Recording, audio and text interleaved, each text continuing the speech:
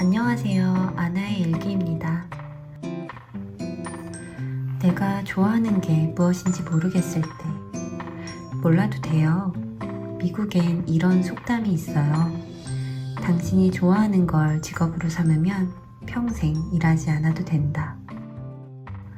어떤 연구 결과는 이 속담에 대해 꼭 그렇지만은 않다고 합니다.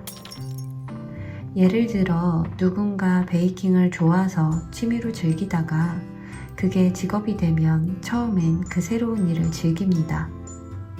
어느 정도 시간이 지나면 더 이상 여유 시간에 베이킹을 하지 않게 되고 그 즐거움은 예전과 같지 않게 됩니다. 그리고 베이킹은 일이 되고 그 내적 동기는 그렇게 외적 동기로 바뀐다고 하네요. 지난 편에서 말씀드렸지만 내적 동기는 내 스스로를 만족시키기 위해서 개인의 만족을 위한 동기이고요. 외적 동기는 내가 아닌 다른 곳에서부터 오는데요. 보상이 따르거나 누군가를 만족시키기 위한 데서 온다고 합니다. 내적 동기가 강해야 목표에 더 가까이 다가갈 수 있는데 베이킹이 일이 되고 나면 내적 동기는 외적 동기의 영향을 받게 됩니다. 그럼 더 이상 지속적이지 않고 흥미가 떨어질 수 있는 거죠. 물론 다른 연구 결과도 있습니다. 어느 정도의 보상이 주어져야 흥미도 느끼고 특히 칭찬과 같은 언어적 보상은 내적 동기를 강하게 만들 수도 있고 아닐 수도 있습니다.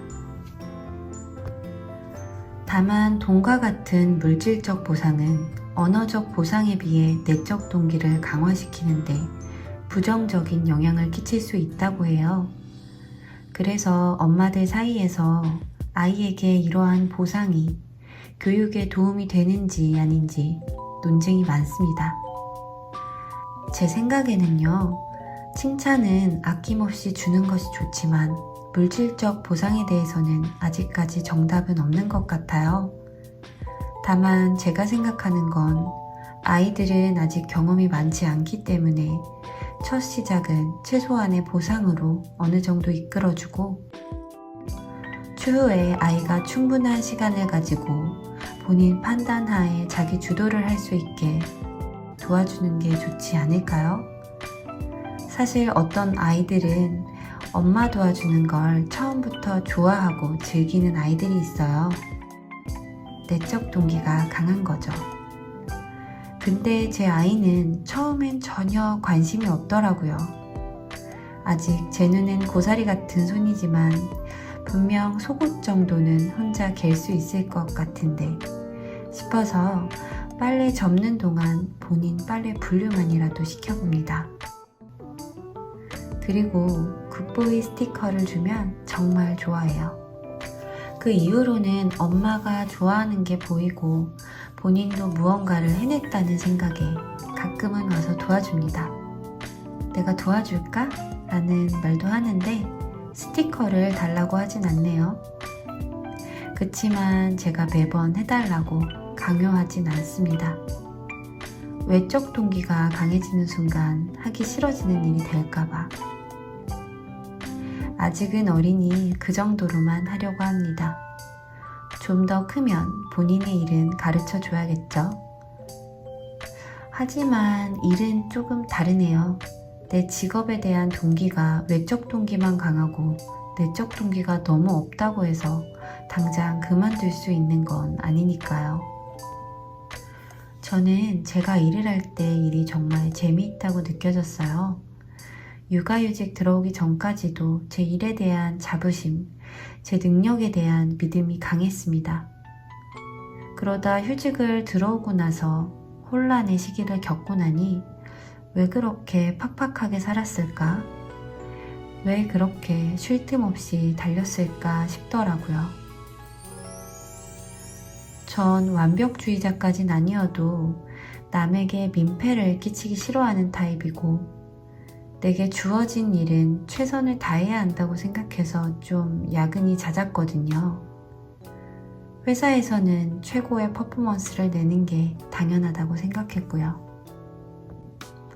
그걸 나의 적성, 순수하게 내가 좋아하는 것이라고 생각했는데요. 사실 그렇게 함으로써 오는 보상과 주변 시선들을 어느 정도는 의식하고 있었습니다. 그리고 그렇게 해서 올라가는 나의 자존감도 분명 있었겠죠. 근데 시간이 흘러 그때를 회상하니 그 당시에는 그 재미의 노예가 되어 있었던 것 같아요.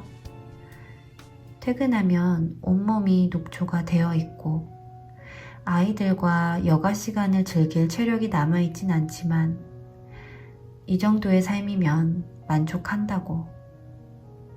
그래서 휴직 후 저에게 막상 일이 없어지니 무엇을 해야 할지 모르겠고 막연히 잘 살고 싶은 생각은 있는데 어떻게 해야 할지 막막하더라고요.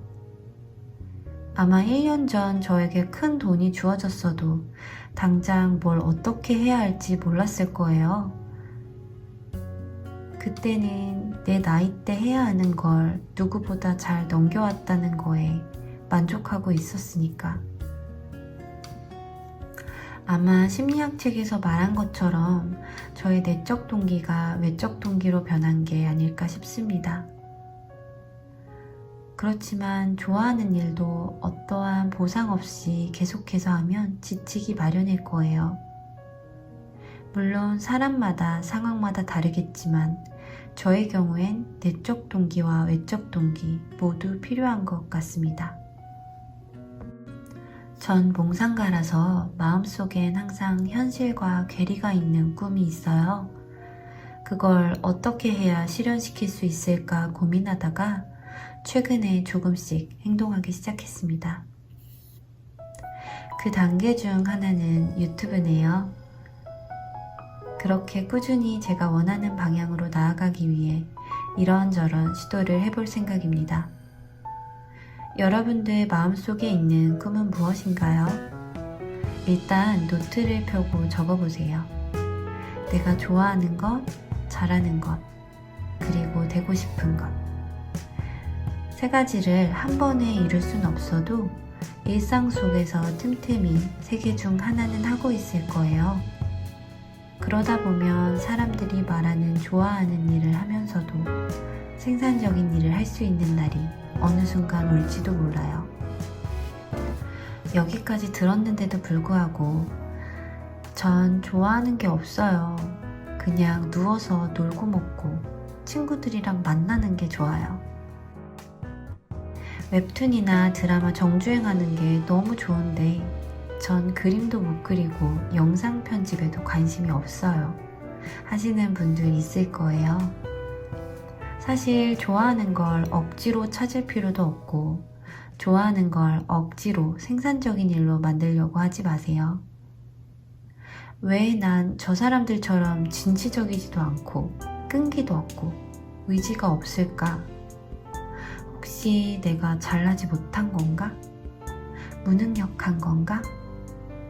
이런 생각을 하실 수 있을 거예요. 그건 무능력한 게 아니고 잠시 무기력한 단계인 거예요.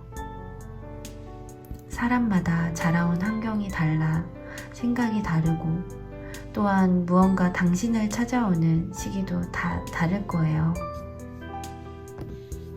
예술가도 365일 예술을 하지 않아요.